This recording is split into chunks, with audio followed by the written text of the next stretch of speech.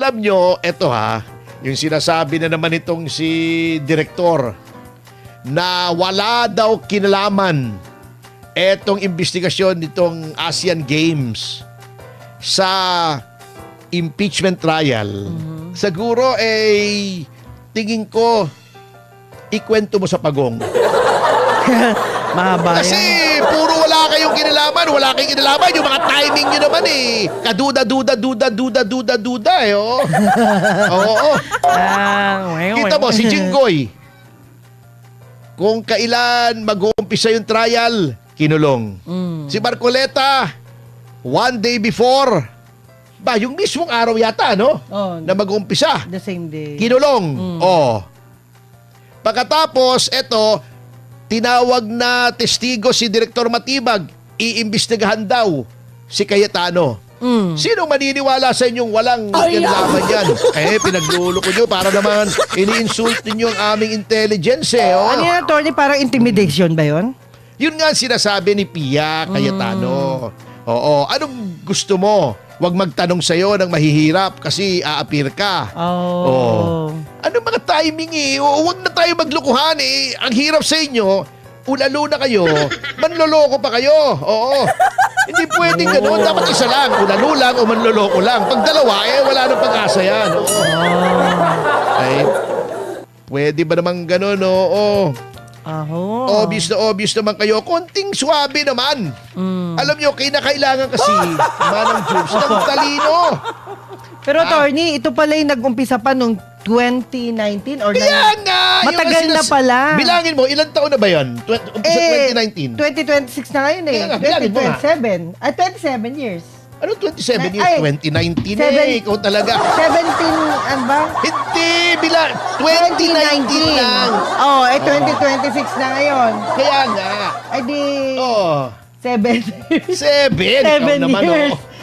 Pakatagal naman 17 years. Oo nga. Si Ramos pa yata ang presidente. Natatakot ako sa tingin mo, attorney, kaya nagkakamali. Hindi, tinatanong ko lang, bibilangin yung 2019, 2020, 2021, 22, Pagdating sa number, ang hirap ako dyan di ba? 7 years. Tumama pa rin. Yan. Kasi ito yung bumutok na ito ngayon noon. Yung 50 million na kaldero. Baboy. Oo nga. Oo, bago sasabihin nyo, 2019, 7 years ago. Ibig sabihin Kung kailan ka tatawagin sa Senado, doon may imbestigahan. Come on. ibig sabihin na overlook lang yan. Na-overlook talaga. Na-overlook talaga. Sige, lokohin nyo ang lelong yung panot. Yun. Usually ganun, di ba, attorney? Overlook lang.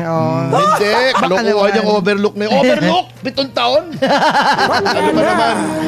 Ayan na si Diego. Batian na, sabi niya. Hindi, napisil ko yata. Sorry. Ikaw pala Tumama. Ayan. Tumama yung daliri ko. Yung nagsalita na yun ang Diego. Yun. Diba?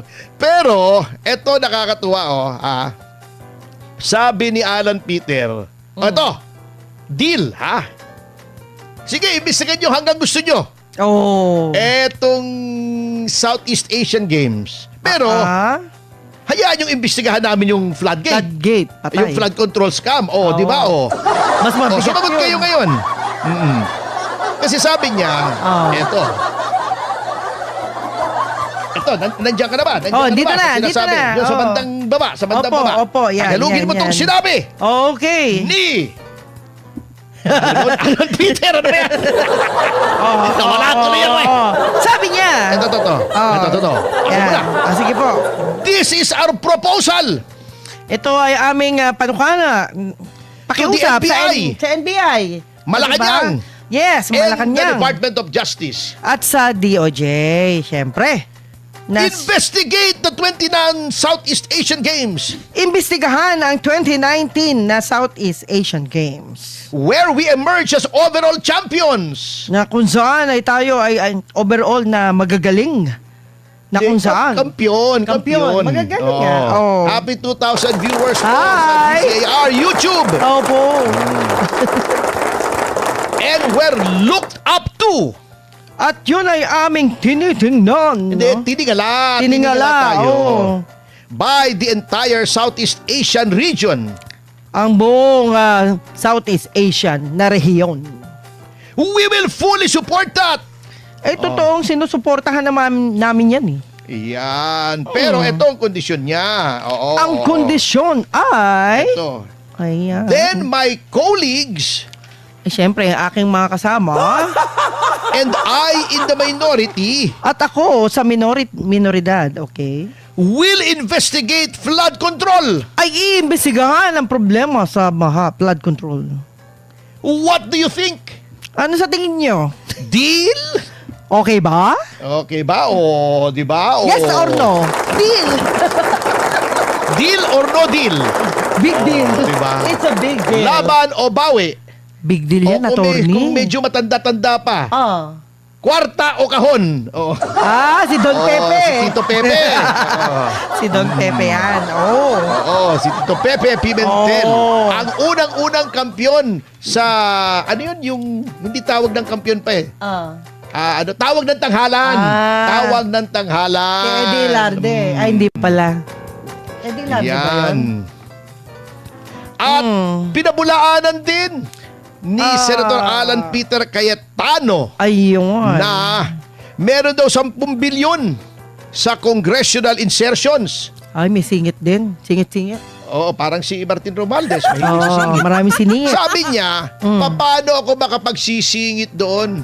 Di naman ako miyembro ng kongreso eh. Di yata pinag-aralan ni Matibag yung timeline kasi nag-iimpake na para sa Bangkok. Ayan. Di wrong mistake na naman yan. Wrong mistake. Yan. Ay. Sabi niya, sinasabi daw, ito, Tagalogin mo ulit, Tagalogin sige po, mo. sige po. Sabi niya, Malacanang Senate Secretary Sinabi ng Malacanang Secretary, ay naimbestigahan na. ay tapos na, naimbestigahan na. But my case is still under investigation. Pero ang kaso ay meron pang investigasyon. Ganyang kaso. Kaso ni Alan Peter. Kaso ni Alan Peter. Sabi niya, okay. fine. Okay. Let's investigate everyone. O di mag-imbestigahan tayo. But flood control isn't a bad word. Ayan. Hindi naman masamang salita ang flood control eh.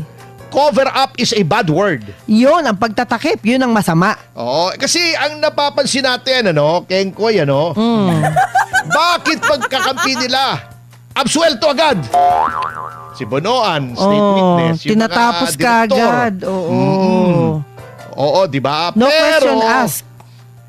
Pero yung mga kalaban, pilipit na mga kaso. Pinipilit. Diba? Pinipilit. Katulad din kay Marcoleta. Opo. Pilit na pilit yun.